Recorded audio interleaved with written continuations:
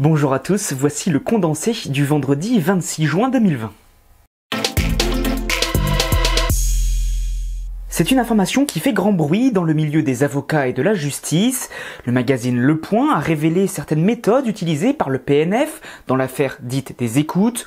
Le parquet national financier aurait fait une enquête pendant 6 ans pour identifier des potentiels informateurs de Nicolas Sarkozy. Plusieurs avocats auraient été mis sous écoute. Face à la gronde, la ministre de la Justice, Nicole Belloubet, a demandé un rapport.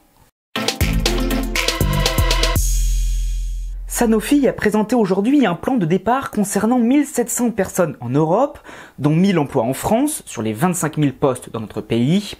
L'entreprise pharmaceutique indique qu'il s'agirait de départs volontaires et étalés sur 3 ans.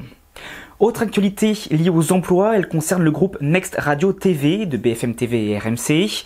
Les salariés étaient en grève encore aujourd'hui. Les syndicats s'insurgent contre les 500 postes supprimés.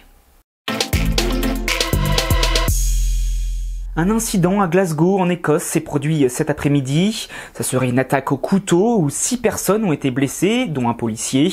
L'assaillant a été abattu, d'après les autorités. Aucune autre information n'est donnée à l'heure actuelle. Les 2 prix littéraires, Le goût des sciences, ont été dévoilés aujourd'hui.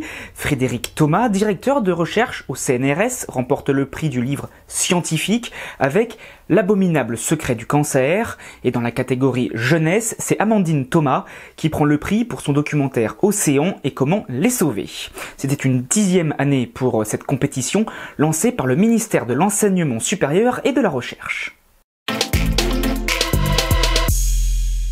Liverpool, champion d'Angleterre. Hier soir, la défaite du second Manchester City a entérimé le classement de la Première Ligue, 7 journées avant la fin du championnat. 30 ans que les supporters des Reds attendaient d'être nouveau sur la première marche du podium. Et dernière information football en France, c'est confirmé, la finale de la Coupe de France entre le PSG et Saint-Etienne se jouera le vendredi 24 juillet.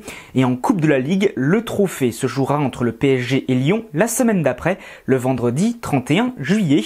Les organisateurs espèrent 5000 spectateurs. C'est la fin du condensé pour aujourd'hui. N'hésitez pas à réagir, à partager et à commenter sur les réseaux sociaux. On se retrouve maintenant lundi pour un nouveau condensé de l'actualité.